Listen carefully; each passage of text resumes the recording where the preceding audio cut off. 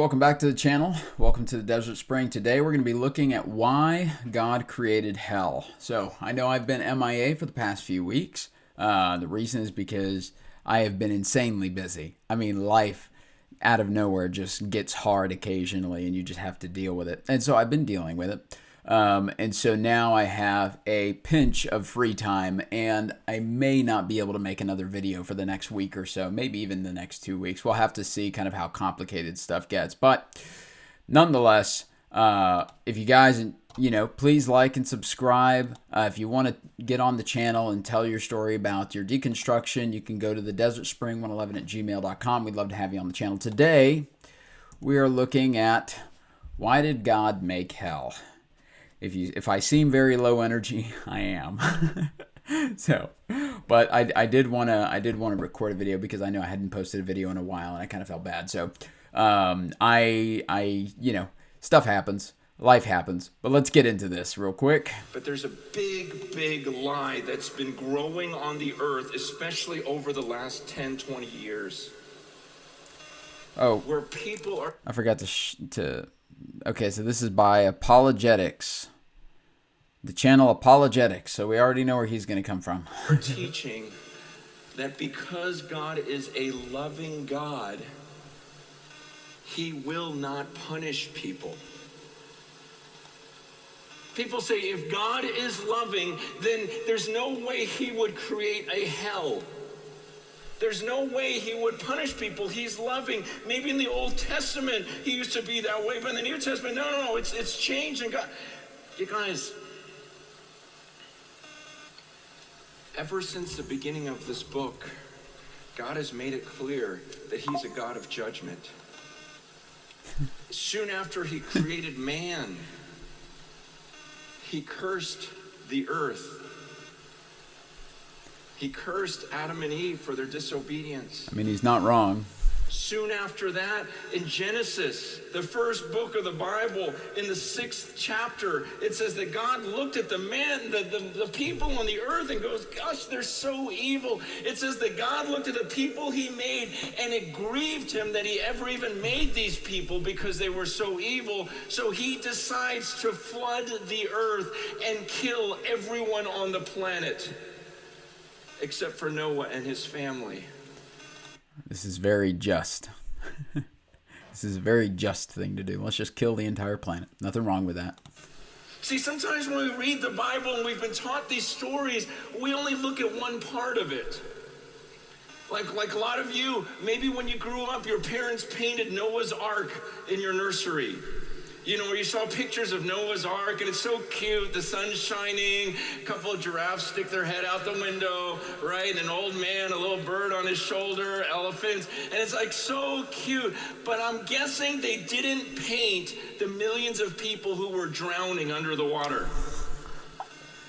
He did in your nursery? Your parents did that? That's great. You know, I'm guessing because we like to not talk about his job. I mean, at least he's being real with it. He's not trying to sugarcoat it, He's not trying to, paint that, oh, God is a purely loving God. No, he's just no, God does some fucked up shit. Judgment. But I'm telling you, if you read this book, read it the God of the Bible, that is. God's That's, Old Testament God is portrayed in the Bible. He told Pharaoh, hey, you better let my people go. Or you know what? I'll kill the firstborn of every household in Egypt. God's psycho. And then he did it. You better let my people go. Let them pass through that dry land. And they didn't, so God just covered them over and wiped them out. Read this book sometime. God doesn't bluff. God's not like some of our parents. Honestly, I do agree with him on that. I do think that Christians in general should read the Bible a little bit more, because a lot of people, they tend to convert to Christianity or whatever, and then they don't actually kind of know what's going on in the religion. They just convert to Christianity because they were sold that Jesus loves them and God loves them and all this kind of stuff. But that is a very big shortcoming, right? But, it reminds me of something that, this idea that Jesus is God and all this kind of stuff. I remember I was chatting with one of my sisters and she said that, oh well, Jesus accepted worship, and that's how we know that he was God, because everywhere in the New Testament Jesus says not to worship him, that he's not God, that don't call me good, there's only one that's good, and he's in heaven. So every time you look at Jesus, he alludes to a very straight separation. Don't call me, call him, right? And so if Jesus was God, how would that make any sense that Jesus would say, oh, worship me, right? Because one thing that also doesn't make any sense is Jesus and God are one, right? But they're so damn different. How does that make any sense, right? The Old Testament God is like so insanely jealous. Don't worship anybody else. If that God took on human form, why would he suddenly shift from being this mad, angry, ultra jealous God that said, worship me and nobody else, to all of a sudden say, don't worship me, worship the God upstairs? I am, what do you call it? Where was it? Oh, I'm kind of brain farting because I'm so damn tired. I haven't had any food all day. But everywhere you can read in the New Testament that God alludes to the separation between him and the Father. He says that he and the Father are one, but then at the same time he says that he's, not to call him the Messiah, not to call him the Master, because he's not the Master, right? For a lot of people, there's this, I can't think of the word. I'm having such hard brain farts.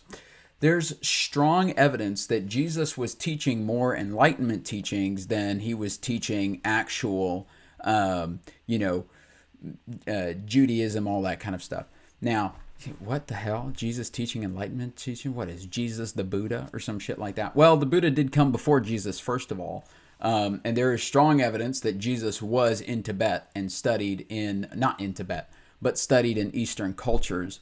They have, the story of that was basically Jesus had disappeared for a while, in the age gap when Jesus was 12, disappeared at 12 years old and came back at 30 years old, right? Everybody wants to know what happened to Jesus, and everybody was just like, oh, he was just a carpenter. He just hung out.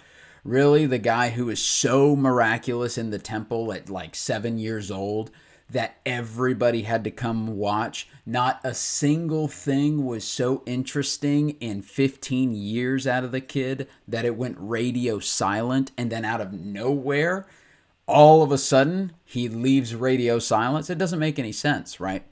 In the East, they have manuscripts about a person who came from the West under an Arabic name, Isa, which the Arabic name Isa translates to the Hebrew Jeshua or something like that. I studied it a long time ago. I don't remember exactly what it was, but basically it's the same dude. If you look at the story writes out exactly as Jesus' story. He appeared around 12 years old. Actually, he didn't appear around 12 years old. He appeared around like 15 years old or something like that. And basically did expect exactly what you would expect Jesus to do. He studied in their temples. He saw all the bullshit that was going on. He called out the bullshit, which got him run out of town. Then he went to another town. He studied all their stuff. He called out the bullshit, got him run out of town, and he goes to the next town. We see this time and time and time again in the Bible. It's the exact same behavior that you'd expect to see out of Jesus in the Bible. The reason why people discount it is because they say that that it doesn't exist. The manuscripts of the unknown life of Jesus Christ by Notovich doesn't actually exist. But you have to remember that the Buddhists know that the Christians burn every single thing that doesn't go with the church. So Notovich initially went out there and saw these manuscripts, and he was allowed by one of the monks there at the monastery to basically make a word-for-word transcription of what was there. Notovich went as a missionary to the East, and he found out that, they already, Jesus already came here. What the hell? And so he wrote down all of the teachings that they had from Jesus while he was in the East. Well, he went back, showed it to the church. Nobody believed him. Everybody called him a heretic. About 100 years later, or 200 years, no, I want to say it was about 100 years later, a team went to independently verify that it was real. And so they went and they did indeed verify it. They saw the document. They, translated it, hand scribed it, took it back, and it matched word for word what Notovich had translated. And so then suddenly they say, give us the document. They start telling the Buddhists, we want this document. We're going to keep this document safe. Oh, yeah, like the Vatican's going to keep it safe. And so basically what the Buddhists say is, no, this is ours. You're not going to take it. It belongs to us. And there had been a couple of attempts. And so, of course, anybody would do, if you have something valuable that's yours and somebody tries to take it from you, what do? Well, you hide it away and you stash it away, right? It's pretty standard thing to do. And so because they haven't seen it yet and because nobody has seen it, all of a sudden it's this, it never existed, even though it got independently verified twice, right? So anyways, in that, Jesus basically studied, the teachings of Buddha and all that kind of stuff. And if you read that book, what you'll find is that, you see the progression. Jesus goes, he studies, he learns, then he learns the religion, right? So he'll go and he'll study these things. He'll study the Vedas, he'll study the Sutras, all this kind of crap. And then he'll find in their religious structure the problems. He'll call out the problems in the religious structure, which pisses off the priests. And then he tells the priests, well, I don't know what to tell you. You guys are, basically sending everybody to the wrong God, so you're going to burn in hell. Or actually, it wasn't burn in hell, but basically, you're going to go to hell for making these people believe the wrong thing kind of crap, right? And so it's one of those things where, there's a lot of evidence that Jesus went to the East. Now, if you decide that you don't want to believe it, that's fine, right? Some people decide that they don't want to believe that the earth is round, and that's fine. But there's strong evidence for it. So, with that being said, Jesus comes back and then he starts dealing with his people, with the Jewish people, right? And that's where we pick up here. Now, what's funny is that you see hints in the Bible that align with the teachings of Jesus in all these other manuscripts and all these other texts. And you see hints that align with what the Gnostics were teaching. And if you are curious about any sort of Gnostic stuff, Morg Official is a really good channel. He goes over all the Gnostic texts.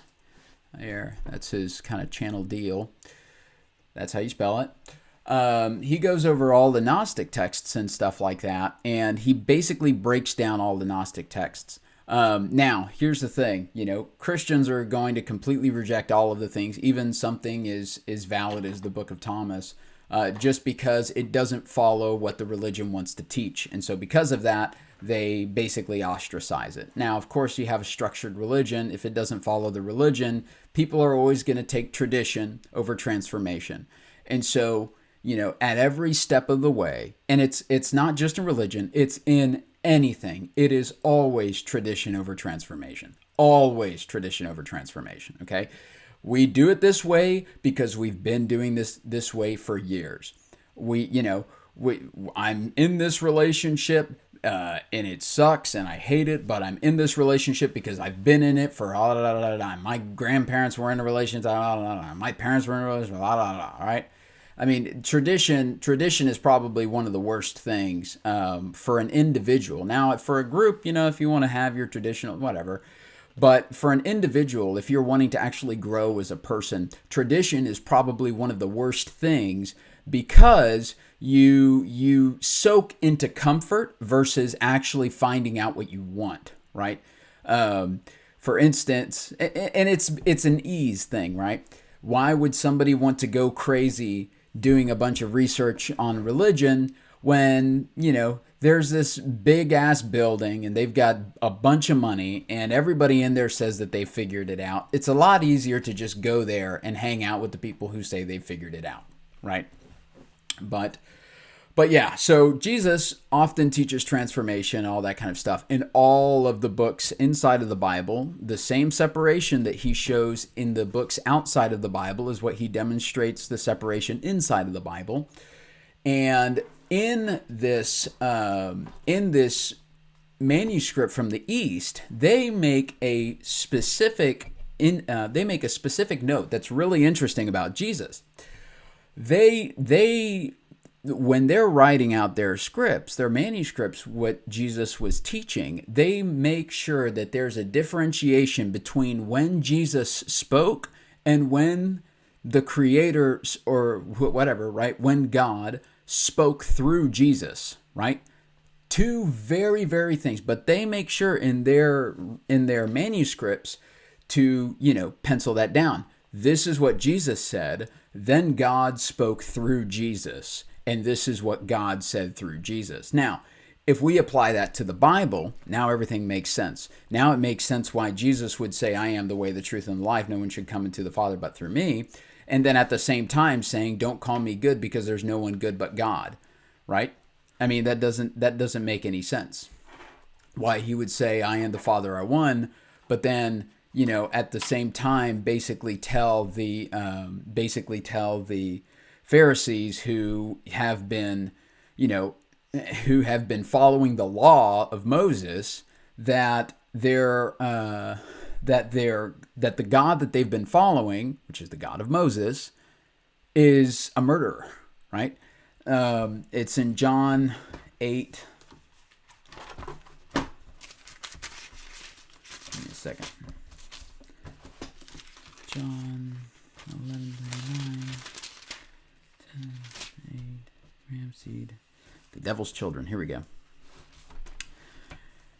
So here in the Bible, they've decided to put it down as the devil's children, that the Pharisees are following the devil. But that's not what God alludes to, because my question to you is, how many people in the Bible did the devil kill? How many? Right? How many people in the Bible did the devil directly kill? Let's ask Google. Bear with me through this pause.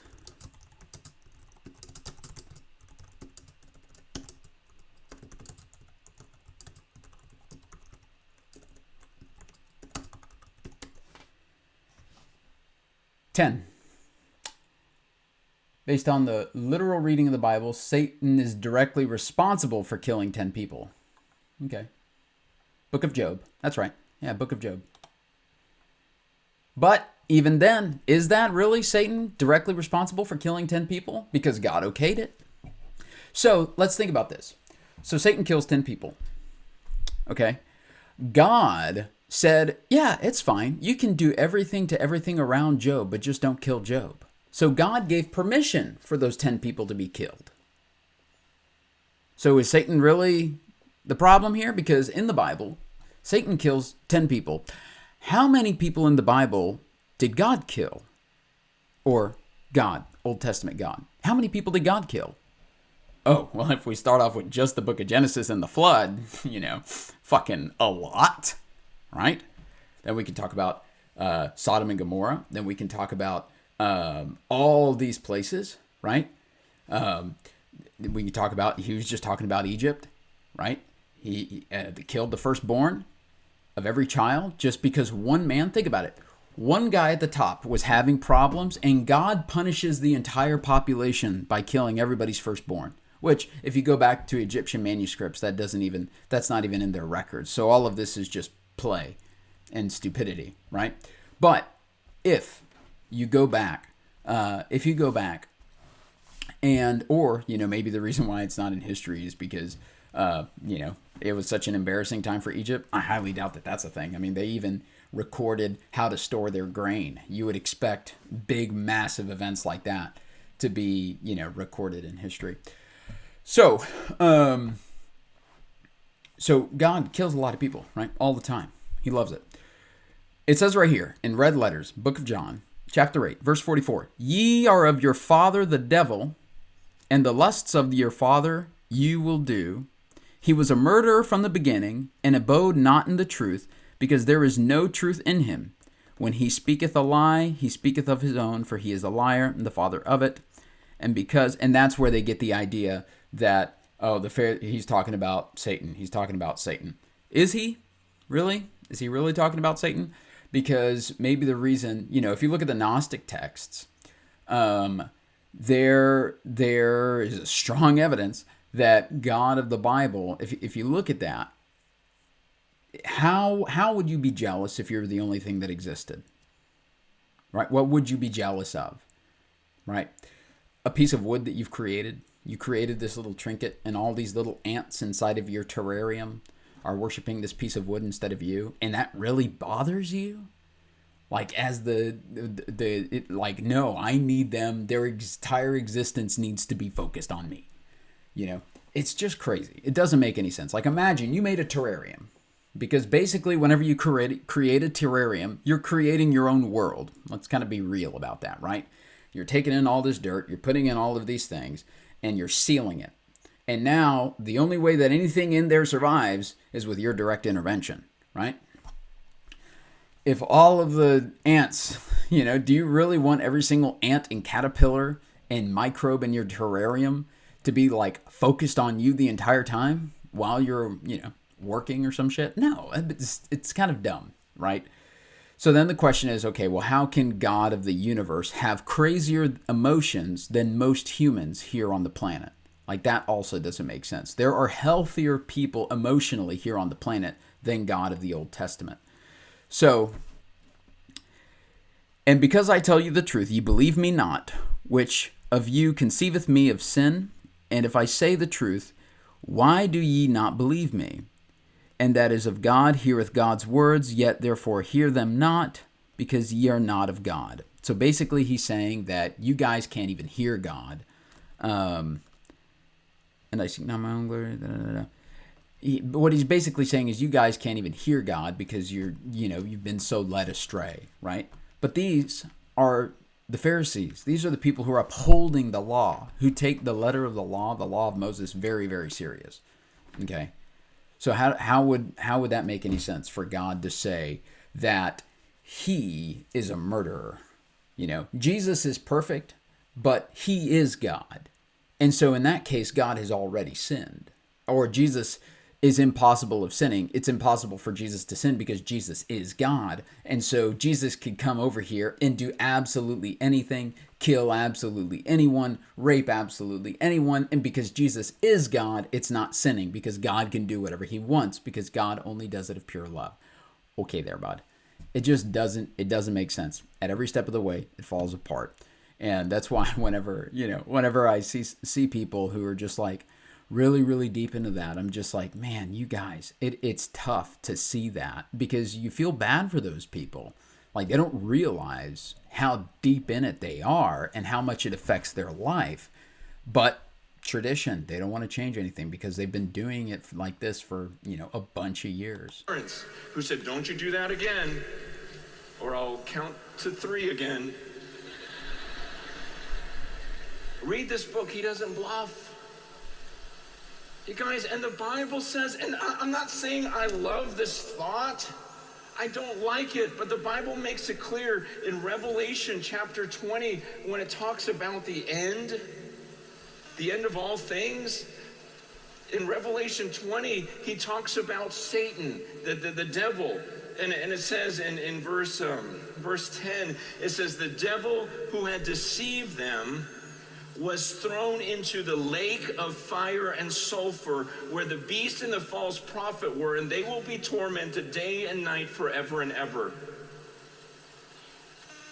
He says there is a lake of... I really don't understand why people take the book of Revelation so serious. I really don't get it. It was a dream. It was just a dream. Like let's take the mysticism away from it. Let's take the idea that because it's in the Bible, it's God's word. John had a dream. So Jesus didn't speak those words. John had a dream. That's it. That's all it was. right? It was a crazy dream. It was a trippy dream, but a dream nonetheless, right? It doesn't make any sense. It doesn't make any sense at all.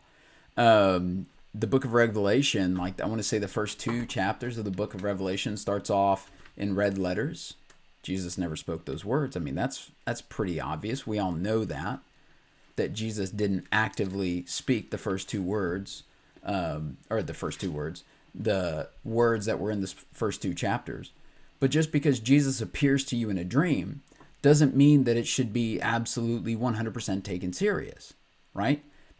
Jesus appears to a bunch of people in dreams even today. And in those dreams, he says different things to different people. You know, depending on your version of spirituality or your version of Christianity, he'll say something different to everybody. So it's a dream. What did he say when he was alive, right? But we don't know that. We don't know what he said when he was alive because in general, you know, the Bible, all of the books of the New Testament are at minimum a decade after Jesus had left. Some of them, as far like the book of John, is almost like 6 to 9 decades, 60 to 90 years after Jesus left that they decide to try to put it all together and try to organize it into a book, right? And so that's a long time for information to be sitting inside of a human filter that believes maybe that women are inferior, a human filter that believes that, you know, maybe slavery isn't bad, a human filter that believes that, you know, maybe, who knows, maybe religion and oppression and hard rules is actually a good thing, right? Even though Jesus was always against it every step of the way, the human filter, you can't get away from the fact that Jesus was always annoyed with his disciples because they just never understood what he was trying to teach them. They never got it. And he was constantly frustrated with the fact that his disciples just didn't get it, right? We see that in the book of Thomas, and we see that in spots here and there in the Bible where he's just kind of like, yeah, you guys, you know? And so, you know, so how's he supposed to do it? How would he relate all the information, right? I mean, if he really came from if Jesus really came from the East, you know, shouldered with enlightenment teachings and went back to Judaism to try to bridge the gap between the Jewish people and what he knows, how would you do it? It'd be a pain. It'd be hard. And they'd probably get it wrong, right? Which, let's be frank, right? Of fire, he says one day the enemy, Satan himself, is going to be thrown in there to be tormented day and night forever and ever.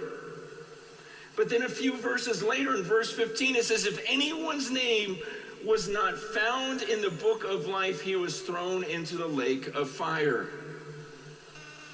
So he says not only is Satan going to be thrown in there, but he says anyone whose name was not written in the book of life was thrown into that lake of fire. See, I know some of you right now, This is the whole thing.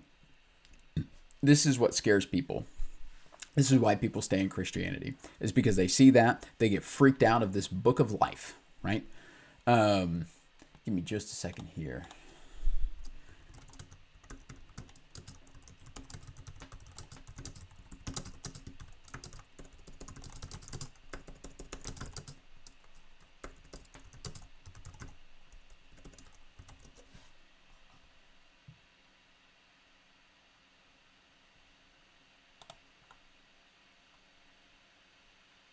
Yeah, no. So Jesus never mentions the book of life, at least in this quick search. Jesus never mentions the book of life in the Bible when he was alive, right? There's references to it in Revelation, but that's a dream. That's a dream, right? The only reference is Luke 10:20.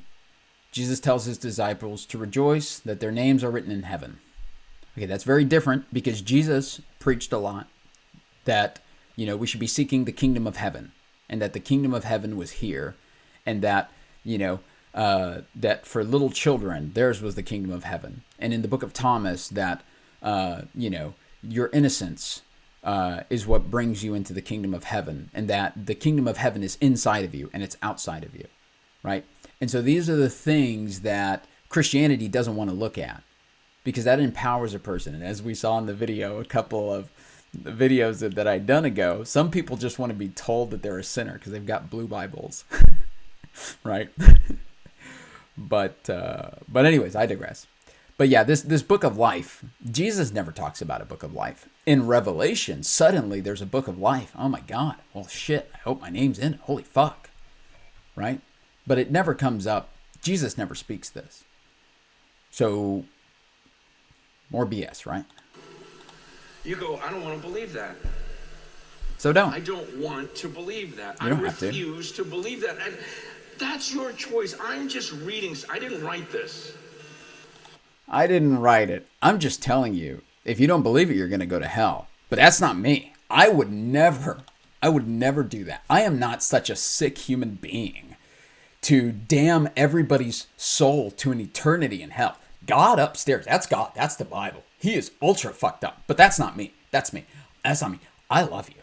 I love you. As your brother, I love you. But God wants to send you to hell. And so if you don't obey God, it's not my fault. Like, I'm just a messenger. Don't shoot the messenger.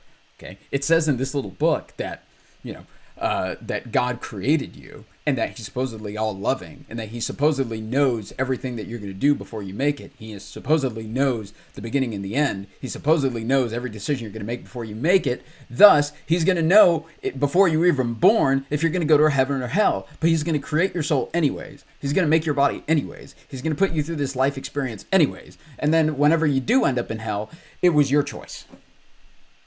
It was your choice. Even though the chances were 97% chance that you would end up in hell, God was like, but there's 3%.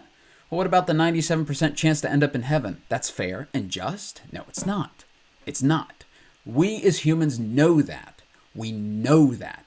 When we look at the Old Testament, we as humans, as any rational human being, know that it's wrong. But we still do all of these apologetics, according to him, Jude 1:3, right? We do all of these apologetics. We do all of these gymnastics. We do all of these mental push-ups and mental workouts to make out how the God of the Old Testament could possibly be that fucked up and still be loving. It doesn't make any sense at all. I'm sorry, guys. It just doesn't. Okay? I didn't write the book of Revelation. Neither did Jesus. I wrote a little bit of Leviticus, but I didn't write Revelation. I'm kidding. This is just what God says. And again, I'm telling you, just read it sometime. And then don't get me wrong, I don't really like some of these passages. There are a lot of things in this book that honestly I don't like, that I wouldn't have written. There are many things in this book that I disagree with. How? Your God's perfect. How do you disagree with? How could you, as a Christian who supposedly believes in God, who supposedly wants to go to hell and spend eternity with the dude, disagree with anything in the Bible that God's done? Right? How? Whenever God was, fucking with Abraham and say, hey, Abraham, go kill your little boy because I'm bored. I got nothing to do up here. I want to see if you'll do it.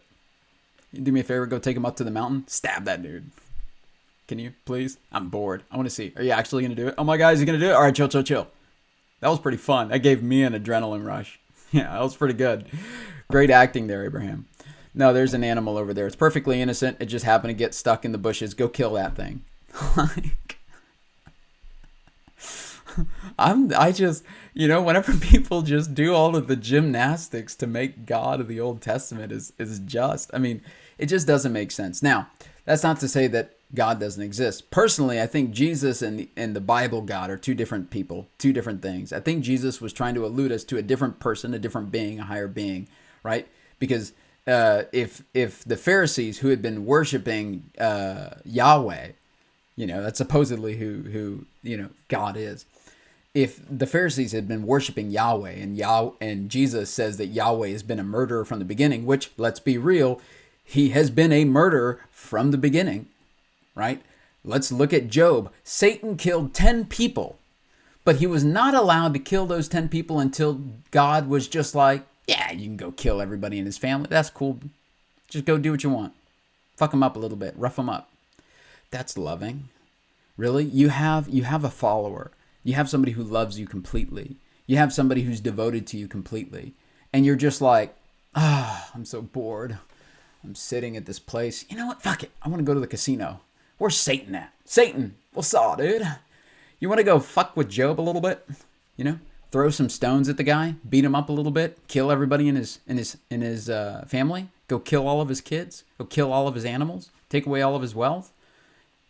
I'm just bored, man. I'm just bored. Boredom is killing me. Heaven is such a boring place. I got nothing to do up here. Let's just go fuck with Job a little bit. Just real quick. You down? Satan's like, I'll do anything you let me do. You want me to kill these people? I'll go in here kill. God's like, yeah, man. Honestly, you know, I really like killed a ton of people back there in like Sodom and Gomorrah. And I haven't killed anybody in a while. Why don't we go after Job's family? Let's go after Job's family. Let's just fuck him up. Just everybody in Job's family. Just kill. It's fine. I'll replace him later. But let's just kill everybody in Job's family. Do any of you? I want to know in the comments. Do any of you think, do any of you think that it's fucked up that the one time that Job snapped at God for what God was doing to him? Eventually, Job snapped. I'm running on 10% battery, so I got to hurry this up. Or I could just plug it in. That'd be easier.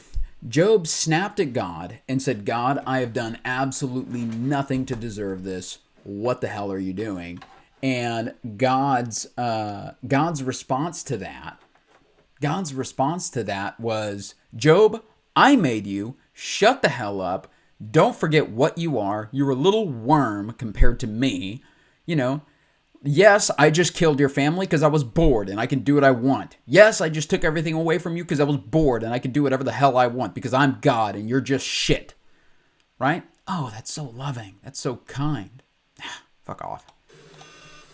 But when I disagree with this book, I assume that I'm wrong and that he's right.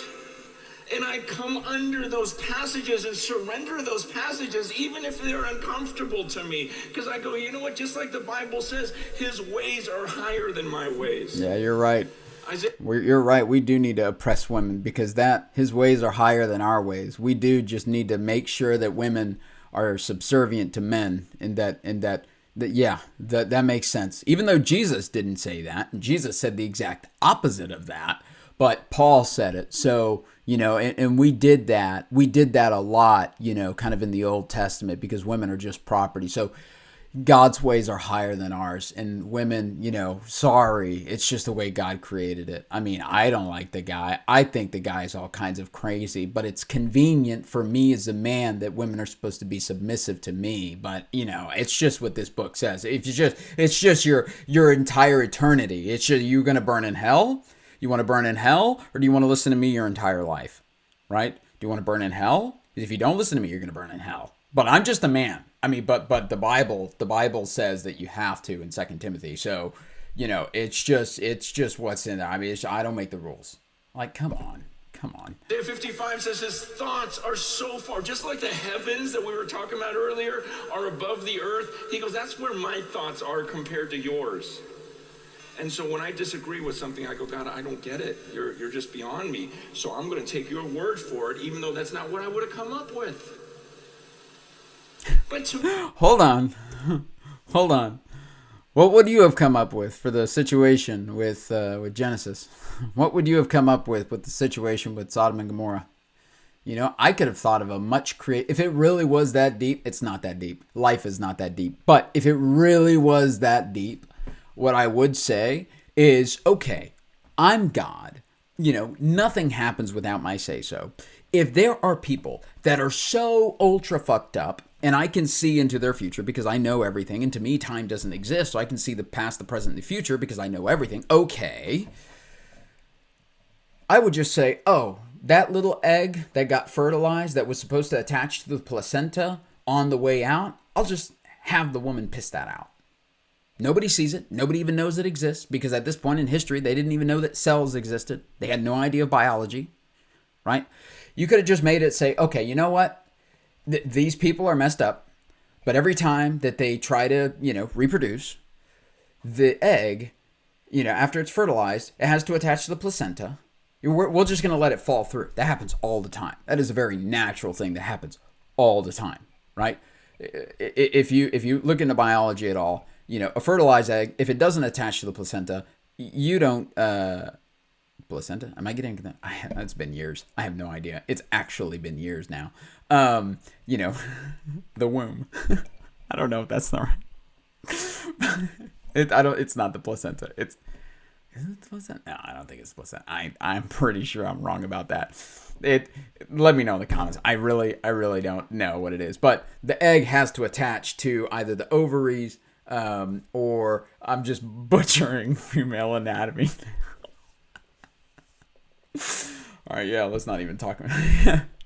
We'll just keep going. The point is, the egg has to attach, and most often the egg ends up getting pissed out because a solid percentage of the time it never attaches. The human never gets created. So if you were God, why wouldn't you just say, okay, I can have my hand in everything? That's not going to happen. If you're a messed up human being, or you're kind of a messed up package, I'll just make it to where the egg doesn't attach. No humans will be born. Within a generation to 2 generations, you'll be wiped out. And that is much nicer than just slaughtering everybody. To me, it makes sense. I mean, I understand. Even though he said it just didn't make sense to me that if there's a God who made all of this, and just like he destroyed it all in Genesis 6, and if he says that we're disobedient, man, he has the right to punish us. And a lot of people say, well, a loving God wouldn't punish, and I'm saying you don't understand. A righteous God can't ignore a crime. He has to, his love and his righteousness go together. Yes, he loves us, but he's also a righteous God, a fair God. And because he's perfectly righteous, he can't just let you sin and do nothing about it. Okay, sure. I would say yes, right? You're not going to do anything bad. You're not going to do any sin and get away with it, sure. But eternal damnation, I tell a lie.